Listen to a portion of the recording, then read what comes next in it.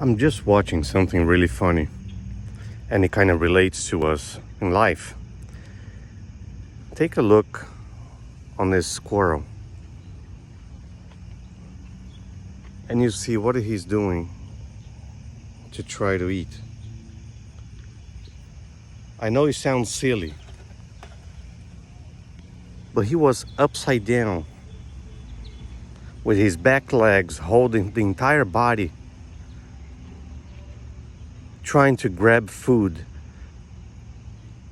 from a bird feed, which is not intent for him, obviously. But he did a sacrifice to be able to feed himself. These little examples,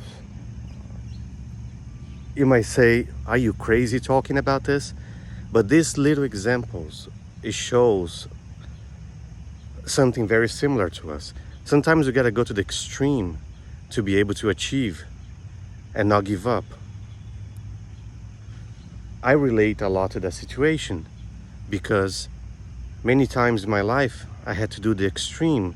Of course, I'm not gonna hang myself from a bird feed cage, but my life been upside down. And I was able to control, calculate, and turn into good things. Just like that little squirrel trying to feed himself and holding the whole body upside down. Our life is the same. We go through really tough times.